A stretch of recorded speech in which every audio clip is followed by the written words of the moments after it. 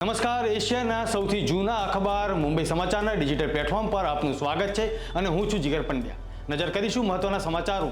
બિહારમાં ગંગા નદી પોતાનું રૌદ્ર સ્વરૂપ બતાવી રહી છે। 5 વર્ષ બાદ ફરી એકવાર ગંગા નદીનું જળસ્તર વધતા પટણા સહિત અનેક ગામો જળમગ્ન થયા છે। હાલ નદી કાંઠે આવેલા વિસ્તારોમાં પૂર જેવી સ્થિતિ સર્જાઈ છે, જે કારણસર હજારો લોકો તેમના ઘર છોડી સ્થળાંતર કરી રહ્યા છે।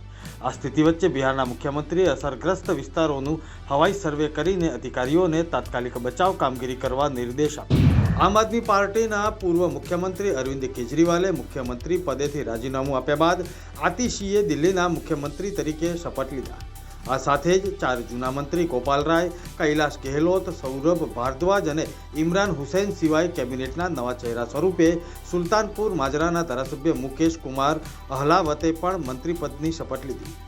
રાહુલ ગાંધીએ સોશિયલ મીડિયા પ્લેટફોર્મ એક્સ પર લખ્યું કે તિરુપતિના શ્રી વેંકટેશ્વર મંદિરમાં પ્રસાદને અપવિત્ર કરવાના સમાચાર ખૂબ જ ચિંતાજનક છે। રાજ્યમાં ચોમાસાની સિઝનના અંતમાં મેઘરાજાએ વિરામ લીધો છે, ત્યારે હવામાન વિભાગે આગામી 27 સપ્ટેમ્બર સુધી હળવાથી ભારે વરસાદની આગાહી કરી છે, જેમાં 25 થી 27 સપ્ટેમ્બર સુધી દક્ષિણ ગુજરાતના નવસારી અને વલસાડ જિલ્લામાં ભારે વરસાદને પગલે યલો એલર્ટ જાહેર કરવામાં આવ્યું છે। બીજી તરફ હવામાન નિષ્ણાંત અંબાલાલ પટેલે નવરાત્રી પહેલા વાતાવરણમાં પલટો આવવાથી રાજ્યમાં 27 થી 30 સપ્ટેમ્બર દરમિયાન મધ્ય ગુજરાત અને ઉત્તર ગુજરાતના વિસ્તારોમાં વરસાદ પડવાની સંભાવનાઓ વ્યક્ત કરી। રાજકોટના ગુંદાવાડી વિસ્તારમાં સોની પરિવારે સામૂહિક આપઘાતનો પ્રયાસ કરતા ચકચાર મચી ગઈ।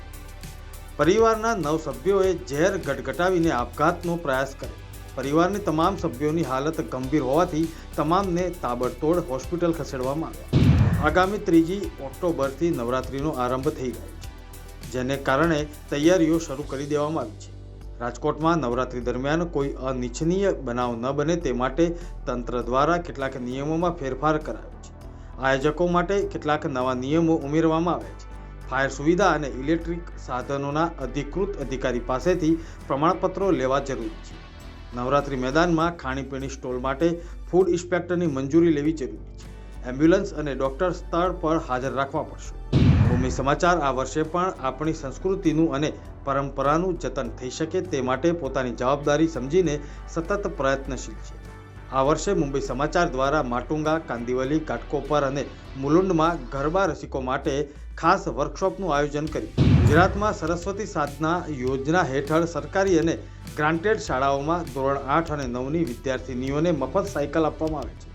આ સાયકલોને કારણે એકવાર વિવાદ પણ સામે આવી રહ્યો છે। હજારો સાયકલો ખેતરોમાં અને ગોડાઉનોમાં ધૂળ કાટ ખાઈ રહી છે, ત્યારે આ ભંગાર થઈ ગયેલી સાયકલો પર બેદરકારી છુપાવવાનું કલરકામ કરવામાં આવી રહ્યું છે। રંગકામનો મામલો ગાંધીનગર પહોંચ્યો। આ મામલો ગંભીર બનતા જ મુખ્યમંત્રી કક્ષાએથી સાયકલોનું વિતરણ અટકાવી દેવાની સૂચના અપાઈ। અમદાવાદ જિલ્લા વિકાસ અધિકારી વિદય ખરેના અધ્યક્ષસ્થાને જિલ્લા રોડ સેફ્ટી કમિટીની બેઠક યોજાઈ।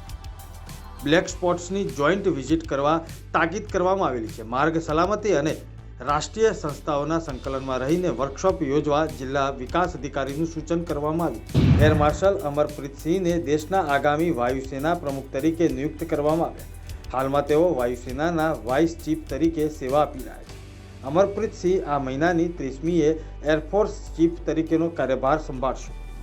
આ હતા અત્યાર સુધીના મહત્વના સમાચાર। વધુ સમાચારની અપડેટ માટે જોતા રહો મુંબઈ સમાચારની ડિજિટલ પ્લેટફોર્મ। નમસ્કાર।